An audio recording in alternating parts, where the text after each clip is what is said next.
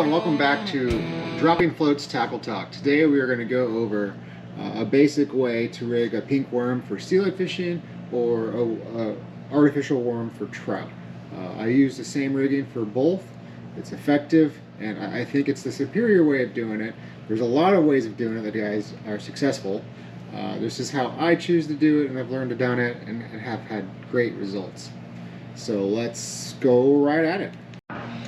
Alright, so our end result is going to be this. Oh, it's kind of snagged up like that. It looks kind of funny out of the water, but at the end of the video I'll show you what the action you get in water. So the hook is actually threaded up through the worm, and the fluorocarbon goes right into the body of the worm, and I will show you how to do that right now.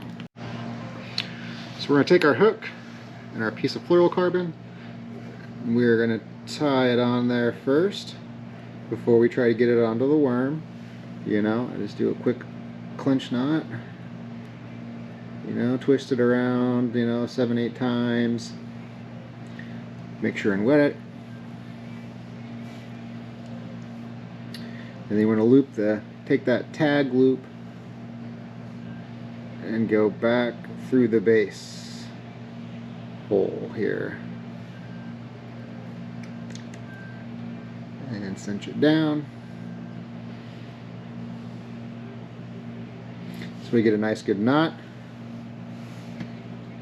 You know, a lot of people, I feel, especially beginners, make the mistake of cutting their knots too close. You know, right there, that's too much, but we probably want to cut it down and leave about 1/8 of an inch. So let's say this isn't fully seated. I mean, it feels like it is, and you're fighting a fish and that knot slips a little bit, and then it doesn't have enough little excess to slip, your knot's going to come undone. All right, here we go. I've got it all trimmed up nice and tidy there, with a little bit of a tag coming off. It's how we want it. We don't want it to be so tight that we don't see a tag. And then from there, we're going to thread this little worm onto the hook. All right, and to thread the worm onto the hook, we're going to start kind of on the side of the body. You kind of want to judge your lengths here by how big your hook is, by, you know, where you start on the worm. You know, I'm going to start about the length of the eye up is where I'm going to start the point to go in.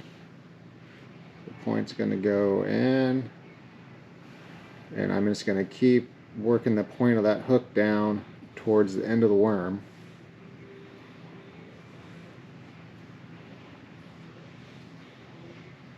Keep working it down until you want that tip of the point of the hook to come out. Try to get it as close to dead center of the worm as you can.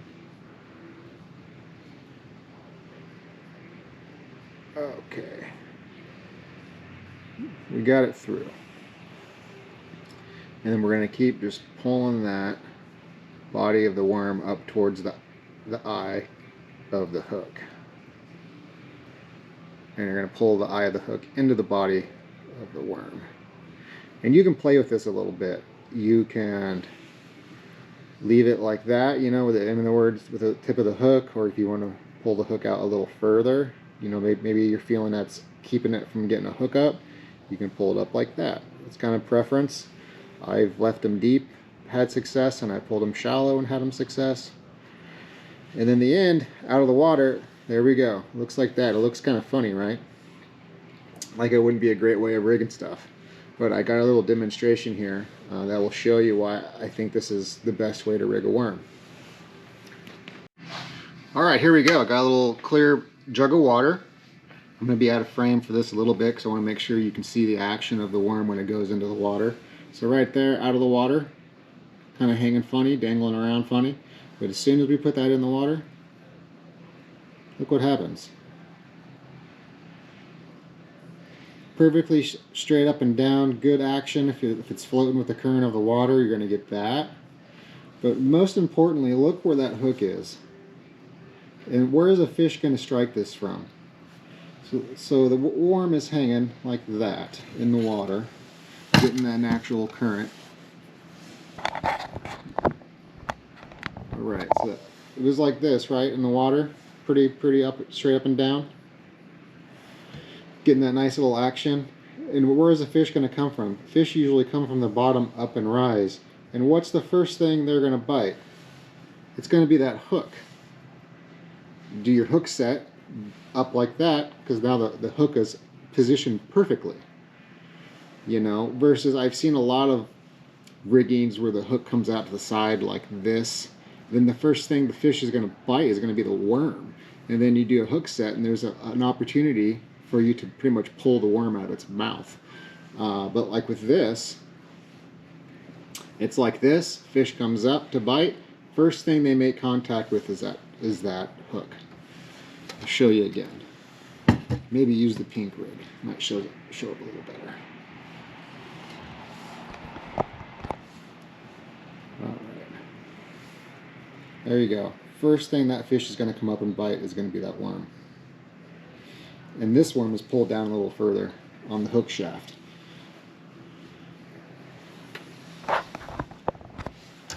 So in a nutshell, that's how I rig up my steelhead worms. And these are little trout worms that I use for trout fishing.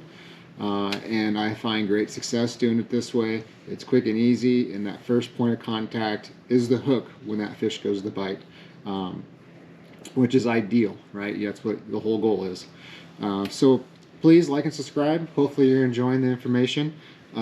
Hey, and Mike, my brother, this is for you. The subscribe button is right here.